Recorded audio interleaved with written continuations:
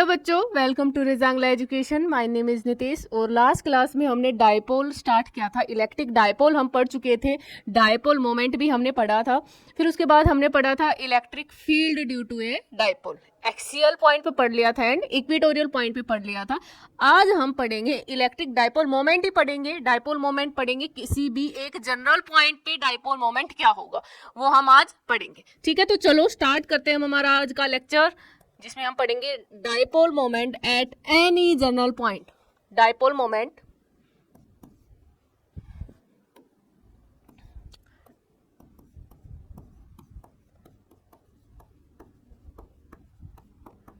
Eight any general point.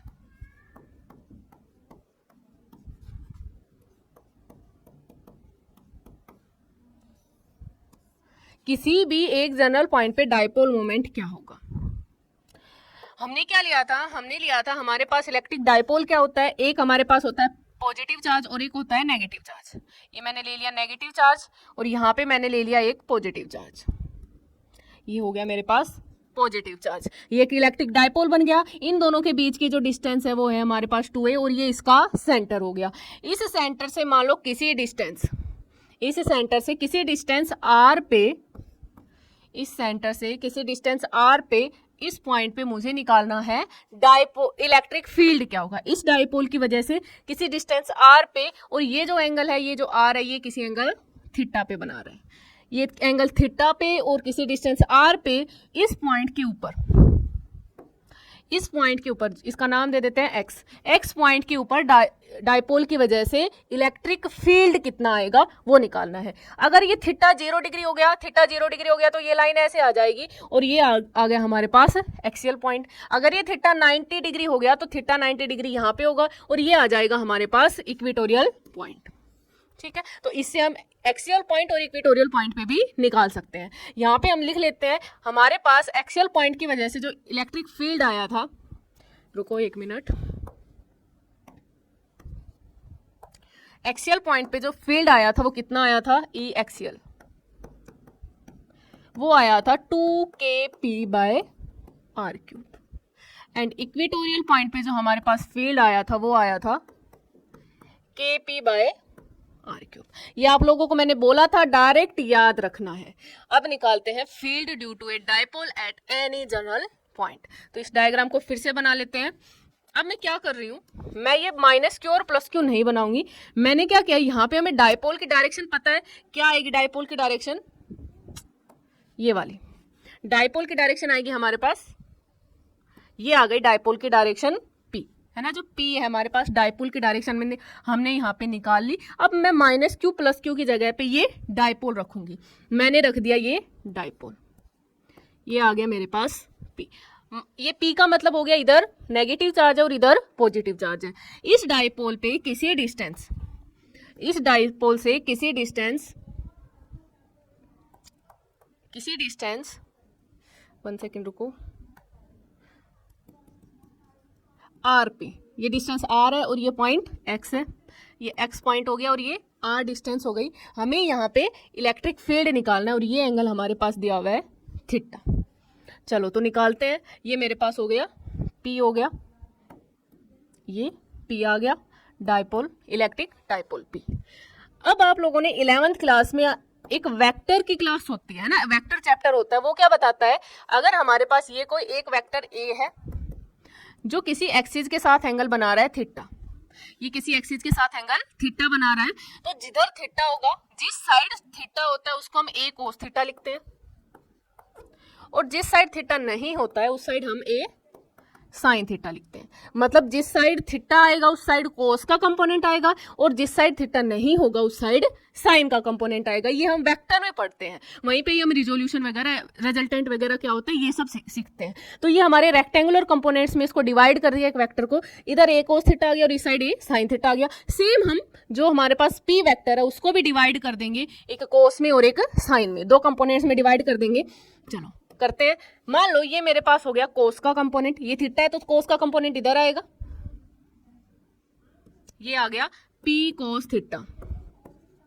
और ये दोनों बच्चों, ये दोनों क्या होंगे, परपेंडिकुलर होंगे, है ना, दोनों कंपोनेंट आपस में परपेंडिकुलर है।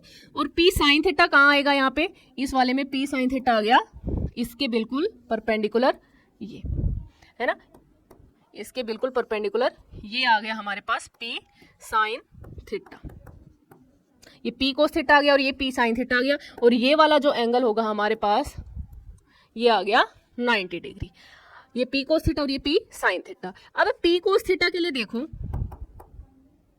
1 सेकेंड रुको,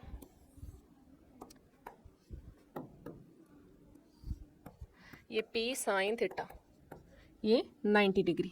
अब पी कोस थीटा को देखो ध्यान से, अब हमारे पास पी कोस थीटा को देखो, बाकी सब चीजों को भूल जाओ, इन सब चीजों को एक बार के लिए भूल जाओ। पी कोस थीटा को देखो, पी कोस थीटा हमारे पास ये पी कोस थीटा है, और इसके यहाँ पे हमारे पास ये एक्स है ना, जहाँ पे हमें इलेक्ट्रिक मतलब हमें यहाँ पे इलेक्ट्रिक फील्ड निकालना है ना, फील्ड निकालना है, ये एक्स पॉइंट है, और ये हमारे पास है पी कोस थीटा। अब ये हमारे पास पी कोस थीटा के लिए ये वाला पॉइंट एक एक्सियल पॉइंट की तरह बिहेव करेगा। यही तो होता था हमारे पास, ये माइनस क्यू होता था और ये प्लस क्यू होता था, और ये वाला जो पॉइंट होता था जहाँ पे हम एक्सियल के लिए निकालते थे, ये वाला पॉइंट एक्सिस पे होता था, तो ये भी इसकी एक्सिस पे, ये तो एक्स पी कोस थीटा के लिए किसका बिहेव करेगा, एक्सियल पॉइंट का। और पी साइन थीटा के लिए एक्स किसका बिहेव करेगा, किसका, इक्वेटोरियल पॉइंट का, क्योंकि ये इसके परपेंडिकुलर है ना, इसके जो परपेंडिकुलर होता है वो किसका बिहेव करता है, जो परपेंडिकुलर होता है वो किसका बिहेव करता है, इक्वेटोरियल का। तो पी कोस थीटा के लिए एक्स पॉइंट क्या हो गया, एक्सियल पॉइंट हो गया, और पी साइन थीटा के लिए एक्स पॉइंट क्या हो गया, इक्वेटोरियल पॉइंट हो गया, है ना। ध्यान से फिर से सुन लो, पी कोस थीटा, एक पी कोस थीटा को देखो, इन सबको भूल जाओ, बाकी चीजों को भूल जाओ। पी कोस थीटा के लिए एक्स क्या है, एक एक्सियल पॉइंट है। ऐसे ही फिर उसके बाद इन सबको भूल जाओ, हमारे पास पी साइन थीटा को देखो, पी साइन थीटा के लिए ये हमारे पास क्या है, इक्वेटोरियल पॉइंट है, ठीक है। तो यहाँ पे लिख देते हैं हम, अब हम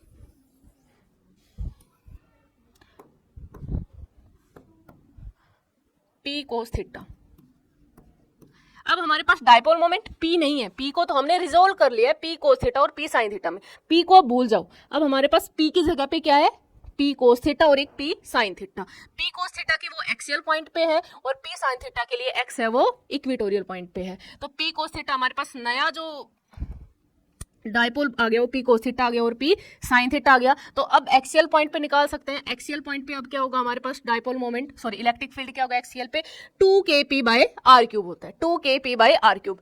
तो 2k, अब हमारे पास k नहीं है ना, सॉरी अब हमारे पास p नहीं है, p की जगह पे हमारे पास क्या है, p कोस थीटा है ना, p की जगह पे अब हमारे पास है p कोस थीटा, ये अलग चीज है, ठीक है। P की जगह पे अब हमारे पास है P कोस थीटा, आगे लिख देते हैं इसको नेक्स्ट स्लाइड में।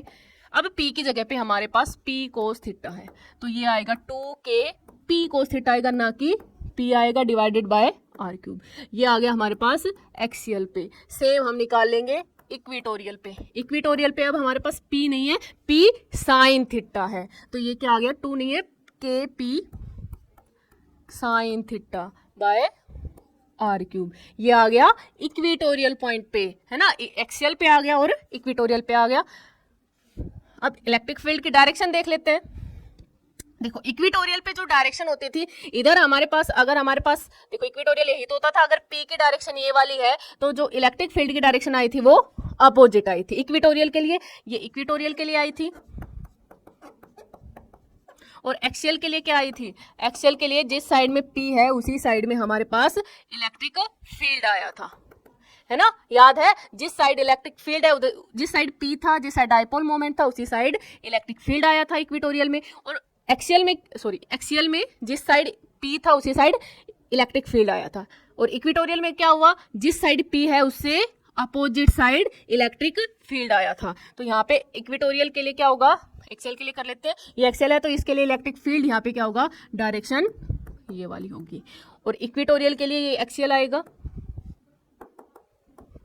एक्सियल, और इक्वेटोरियल के लिए क्या आएगा, इसके अपोजिट, ये इस डायरेक्शन में है, ये ऐसे है तो फील्ड होगा वो ऐसे होगा, तो ये आ गया इक्वेटोरियल के लिए, ठीक है। ये ऐसे है तो इसमें ये आ गया ऐसे, और ये इस साइड था, ये इलेक्ट्रिक फील्ड भी इसी साइड आ गया।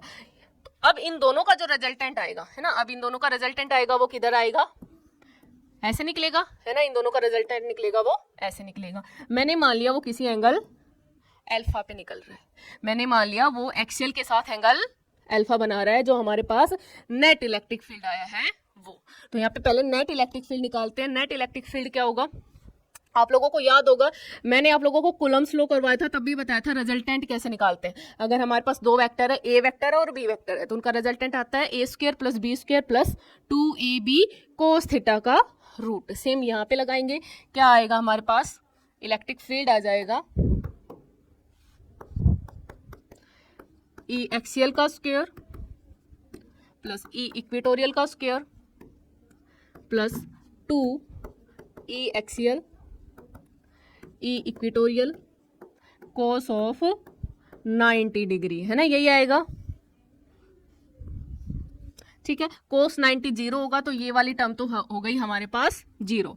तो अब इलेक्ट्रिक फील्ड हमारे पास बचा ई एक्सियल का square plus E equatorial square, यहाँ पे आएगा इक्वेटोरियल का स्क्वायर, ई इक्वेटोरियल का स्क्वायर, इसका under root.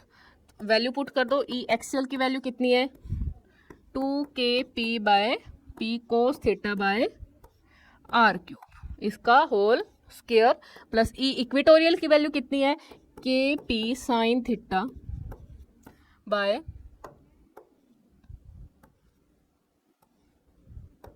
Sign theta by R cube का होल स्क्वायर। यहाँ पे kp बाय आर क्यूब को कॉमन ले लेंगे तो इलेक्ट्रिक फील्ड आ गया kp बाय आर क्यूब, इसको कॉमन ले लिया, इसका क्या है स्क्वायर, अंदर क्या बच गया हमारे पास, इसका स्क्वायर करेंगे तो ये आएगा 4 कोस, इसका कोस का स्क्वायर होगा कोस स्क्वायर थीटा प्लस ये अंदर यहाँ पे क्या बचेगा साइन स्क्वायर थीटा। अब kp बाय आर क्यूब बाहर निकल जाएगा तो ये रूट से बाहर निकलेगा तो ये क्या बनेगा kp बाय आर क्यूब। यहाँ क्या बच गया, इसको मैं तोड़ रही हूँ, देखो कैसे, कोस square theta 3 cos square theta plus cos square theta plus sine square theta, ये आ गया हमारे पास इलेक्ट्रिक फील्ड। ठीक है बच्चों, तो यहाँ से नहीं, ये रूट अलग लगा दिया, ये तो बाहर निकल गया है ना, इसका रूट नहीं होगा, ये आ गया हमारे पास इलेक्ट्रिक फील्ड। तो यहाँ से ये क्या आ गया kp बाय आर क्यूब, ये हमारे पास 1 आ जाएगा, है ना, ये वाली टर्म क्या हो जाएगी 1 होगी, तो ये क्या आया under root 3 cos square theta plus 1, ये आ गया हमारे पास इलेक्ट्रिक फील्ड। ये आ गया electric field at any general point. अब यहाँ पे हम निकाल सकते हैं अगर हमारे पास इलेक्ट्रिक फील्ड की वैल्यू, देखो इलेक्ट्रिक फील्ड कितना आया है, इलेक्ट्रिक फील्ड की वैल्यू आई है kp by R cube under root 3 cos square theta plus 1। अब इसमें स्पेशल केसेस ले लेते हैं, स्पेशल केसेस। देखो इसमें फर्स्ट देखो, अगर थीटा की वैल्यू जीरो है, थीटा की वैल्यू जीरो है, इसका मतलब कौन सा पॉइंट है एक्सियल पॉइंट है ना, एक्सियल पॉइंट पे क्या आना चाहिए 2kp बाय आर क्यूब, अगर वो आया तो ठीक है, नहीं तो हमने गलत निकाल दिया इसका मतलब। तो इलेक्ट्रिक फील्ड निकालो, इलेक्ट्रिक फील्ड आएगा kp by R cube cos square zero 1 होता है प्लस 1, ये 4 आ गया और 4 का रूट आएगा वो क्या आएगा 2 आएगा, तो ये आ गया हमारे पास 2kp by R cube. Second case कर लेते हैं, जब थीटा होगा वो 90 डिग्री होगा, थीटा 90 डिग्री है, इसका मतलब इक्वेटोरियल पॉइंट है ना, और इक्वेटोरियल पॉइंट के लिए क्या आता है kp बाय आर क्यूब।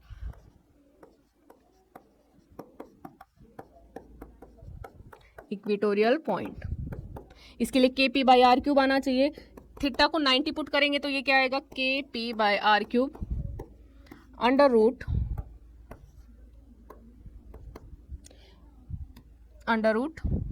ये 0 बन जाएगा प्लस 1, ये 1 ही रहेगा, तो इलेक्ट्रिक फील्ड आ गया kp बाय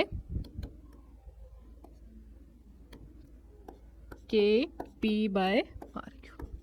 यही आया था इक्वेटोरियल पॉइंट पे। यहाँ पे आप एक चीज और याद रख सकते हो कि अगर डायपोल होता है, डायपोल के केस में जो इलेक्ट्रिक फील्ड आता है वो inversely proportional to R cube आता है। वैसे जो पॉइंट चार्ज होता है उसके लिए इलेक्ट्रिक फील्ड आता है तो वो inversely proportional to square of the distance आता है। तो ये आता था यहाँ पे क्यूब आता है ना, डिस्टेंस का क्यूब आता है।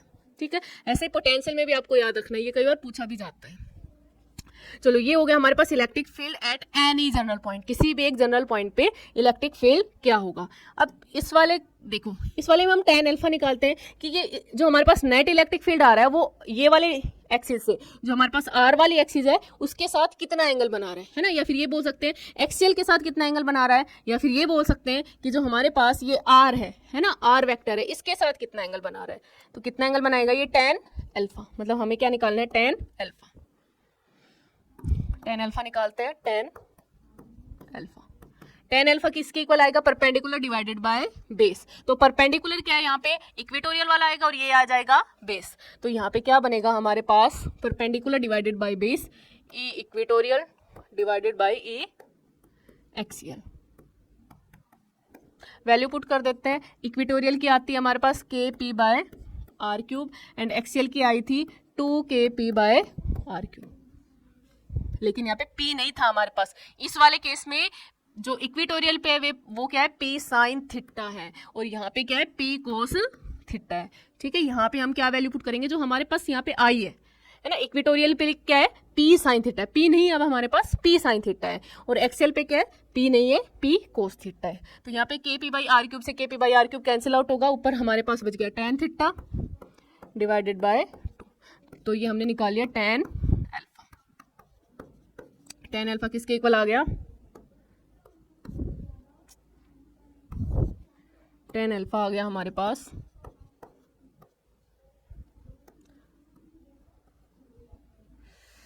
1 सेकेंड रुको,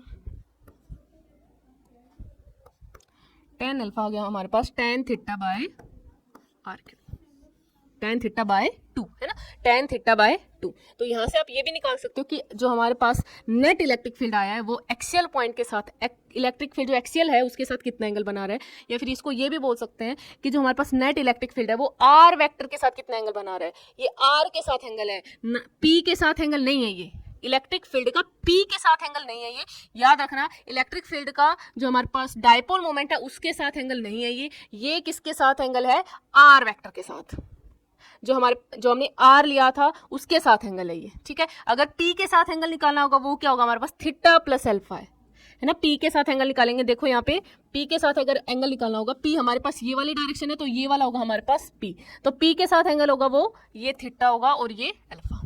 ठीक है, तो पी के साथ अगर एंगल निकालेंगे तो वो क्या आएगा, थीटा प्लस अल्फा। ठीक है, चलो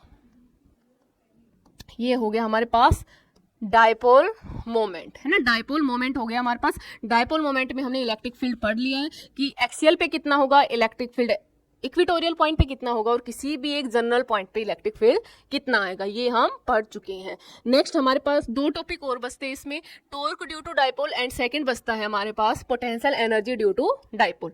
लेकिन हम यहाँ पे पोटेंशियल एनर्जी नहीं करेंगे, पोटेंशियल एनर्जी हम नेक्स्ट चैप्टर में करेंगे। जब हम पोटेंशियल एनर्जी पढ़ लेंगे कि पोटेंशियल एनर्जी होती क्या है, उसके बाद हम पढ़ेंगे potential energy due to dipole. अभी हम करेंगे torque due to a dipole. तो नेक्स्ट हेडिंग डाल लो आप, नेक्स्ट हेडिंग है टॉर्क ड्यू टू डायपोल।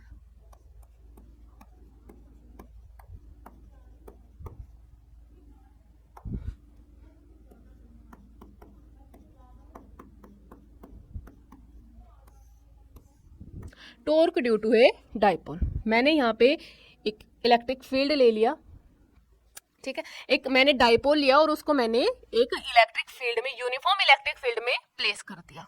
ठीक है, क्या किया मैंने यहाँ पे, देखो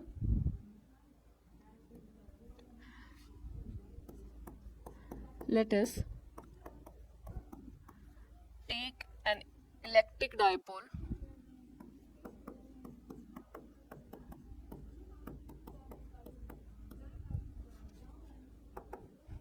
dipole placed in a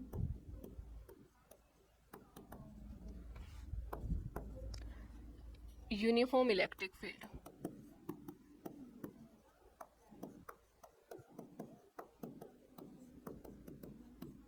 एक यूनिफॉर्म इलेक्ट्रिक फील्ड में हमने एक डाइपोल को रख दिया, मैंने ये ले लिया, मैंने डाइपोल ले लिया, सॉरी मैंने ये इलेक्ट्रिक फील्ड ले लिया यूनिफॉर्म।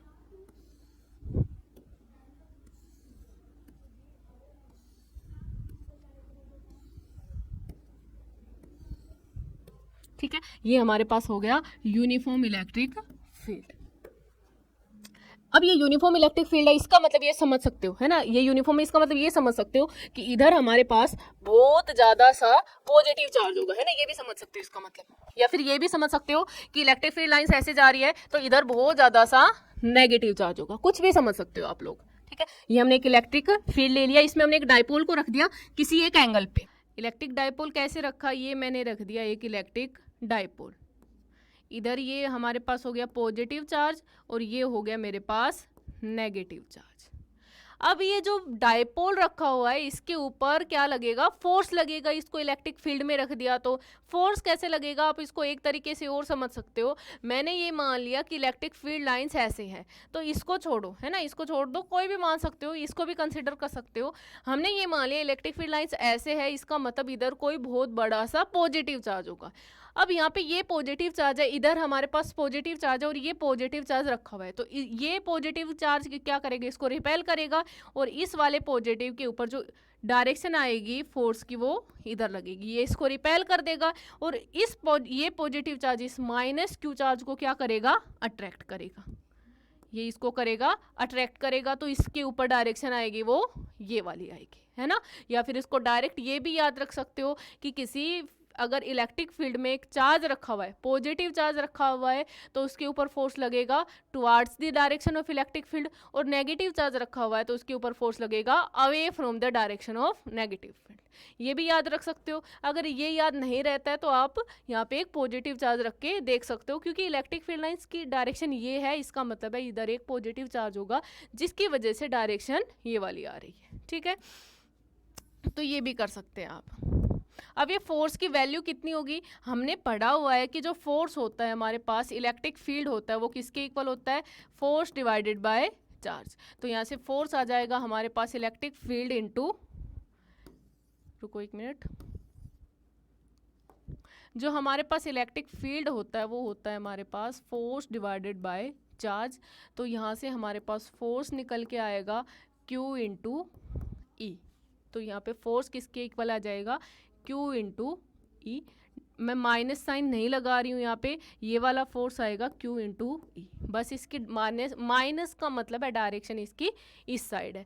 तो एक जो डाइपोल हमने रखा हुआ है उसके ऊपर एक फोर्स इधर लग रहा है और एक फोर्स इस डायरेक्शन में लग रहा है, और दोनों फोर्स इक्वल है क्योंकि यहाँ पे इलेक्ट्रिक फील्ड है वो यूनिफॉर्म है। तो यहाँ पे हमारे पास जो नेट फोर्स आएगा, एफ नेट आएगा, वो क्या आएगा, 0। याद रखना, अगर किसी यूनिफॉर्म इलेक्ट्रिक फील्ड में डायपोल को रखेंगे तो उसके ऊपर जो नेट फोर्स आता है वो 0 आता है। अब बात करते हैं टॉर्क की। टॉर्क का फॉर्मूला आप लोगों को पता होगा, 11th क्लास में आप लोगों ने पढ़ा होगा। टॉर्क होता है वो हमारे पास होता है फोर्स इंटू परपेंडिकुलर डिस्टेंस। ये आएगा फोर्स इंटू, कोई भी एक फोर्स ले लीजिए, इंटू परपेंडिकुलर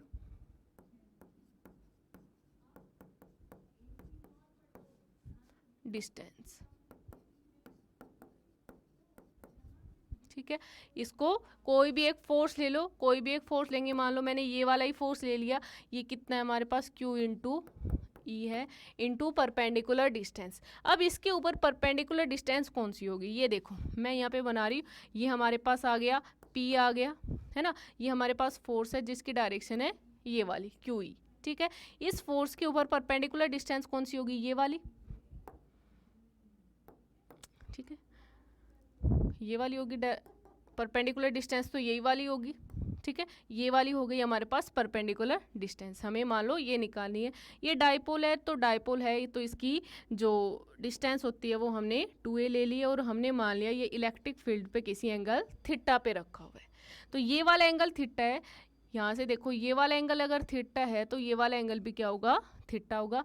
ये हमारी डिस्टेंस है 2a है, ये 2a है, तो यहाँ से ये वाली डिस्टेंस क्या होगी, 2a साइन थीटा। है ना, निकाल सकते हो परपेंडिकुलर डिवाइडेड बाय हाइपोटेन्यूज। अगर इसको हम परपेंडिकुलर मानते हैं, इसको मान लो मैंने p मान लिया, तो perpendicular divided by hypotenuse 2a किसके इक्वल होता है, साइन थीटा के। तो यहाँ से p किसके इक्वल आ जाएगा, 2a साइन थीटा, ऐसे भी निकाल सकते हो। तो ये आ गई हमारे पास 2a साइन थीटा। तो यहाँ से परपेंडिकुलर डिस्टेंस निकल गई 2a साइन थीटा। मैंने यहाँ पे लिख दिया q इंटू 2a को मैंने आगे लिख दिया इंटू e साइन थीटा,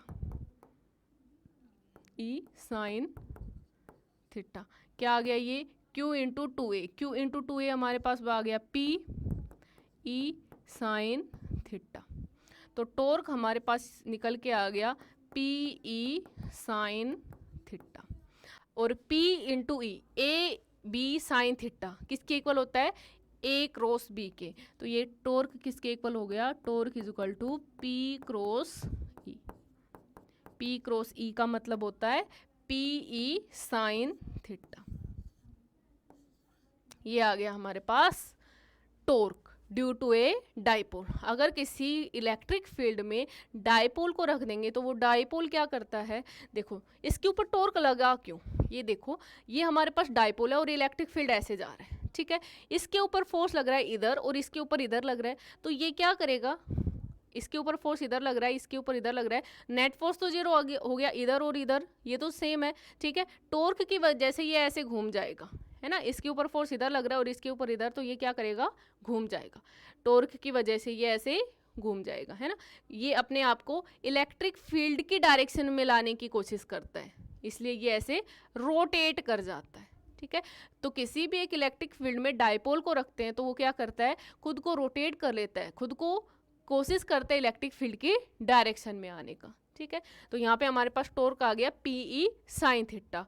और अगर थीटा की वैल्यू 0 होगी तो ये क्या आ जाएगा, P इंटू ई, मैक्सिमम टॉर्क आएगा वो, है ना, सॉरी, अगर थीटा की वैल्यू 0 होगी तो ये क्या आएगा, टॉर्क इज इक्वल टू 0। अगर थीटा की वैल्यू 0 है तो यहाँ पे कोई भी टॉर्क लगेगा ही नहीं, है ना, पहले से ही जो हमारे पास डाइपोल है वो इलेक्ट्रिक फील्ड की डायरेक्शन में रखा हुआ है। अगर 90 डिग्री होगा, यहाँ पे अगर 90 डिग्री होगा तो इसके ऊपर मैक्सिमम टॉर्क लगेगा, ये ऐसे घूमेगा, ठीक है।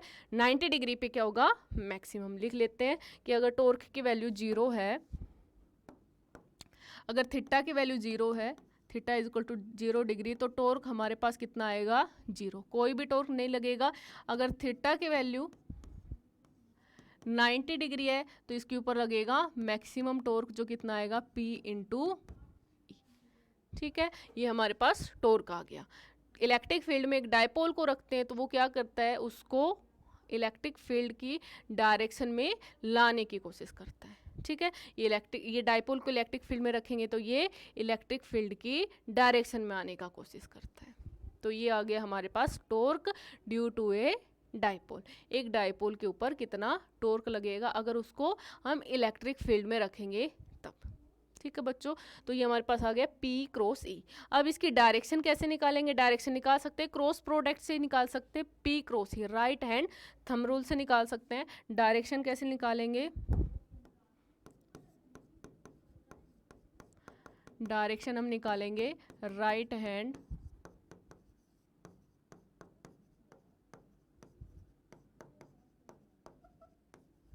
थंब रूल, ठीक है। राइट हैंड थंब रूल से इसकी डायरेक्शन निकालेंगे। कैसे निकालेंगे, ये मेरे पास राइट हैंड है, मैंने क्या किया, अपनी फिंगर्स को P से E की तरफ कर्ल करना है, P क्रॉस E, है ना, ये P है और इसको E की तरफ कर्ल कर दो तो जो थंब होगा वो किसको दिखाएगा, टॉर्क की डायरेक्शन को दिखाएगा, ठीक है। इसको मैंने क्या किया, ये P हो गया और ये E हो गया, तो इसको मैंने कर्ल कर, ऐसे कर्ल करेंगे तो जो हमारे पास थंब होगा वो किसके डायरेक्शन को दिखाएगा, टॉर्क के डायरेक्शन को। तो यहाँ पे टॉर्क कहाँ आया हमारे पास, अंदर की तरफ, है ना। अगर मेरे पास मान लो ये हमारे पास इलेक्ट्रिक फील्ड होता, इलेक्ट्रिक फील्ड लाइंस ऐसे हैं और ये मेरे पास डाइपोल रखा हुआ है किसी एंगल थीटा पे, तो यहाँ पे P क्रॉस E, तो ये बाहर आ जाता, ठीक है। तो डायरेक्शन ईजी है, कैसे निकाल सकते हैं, राइट हैंड थंब रूल से P से E की तरफ कर्ल कर दो, P से E की तरफ कर्ल कर दो, ठीक है। तो जो थंब होगा वो किसके डायरेक्शन को दिखाएगा, टॉर्क के डायरेक्शन को दिखाएगा। तो ये हमारे पास आ गया डाइपोल की वजह से टॉर्क कितना होगा वो आ गया, अगर उसको किसी इलेक्ट्रिक फील्ड में रखेंगे तब, कितना आया, P क्रॉस E। इसकी डायरेक्शन कैसे निकालते हैं, राइट हैंड थंब रूल से, या फिर इसको राइट हैंड स्क्रू रूल भी बोलते हैं, कुछ भी बोल लो आप लोग। ठीक है बच्चों, ये हमारे पास electric dipole, dipole moment, electric field due to a dipole and torque due to a dipole placed in a placed in a electric field. Electric field में रखा हो तो उसके ऊपर टॉर्क कितना आएगा। तो डायपोल हम पढ़ चुके हैं। अब डायपोल हमारे पास नेक्स्ट चैप्टर में आएगा जब हम पोटेंशियल पढ़ेंगे तब। Potential due to a dipole and potential energy due to a dipole, वो हम फिर से कवर करेंगे जब हम पोटेंशियल और पोटेंशियल एनर्जी पढ़ लेंगे, उसके बाद करेंगे पोटेंशियल एनर्जी और potential due to a dipole. फिर से डायपोल आएगा एक बार, तो आप लोग इसको याद रखना कि डायपोल होता क्या है। तो अब नेक्स्ट क्लास में मिलते हैं। चलो बच्चों, थैंक यू, बाय।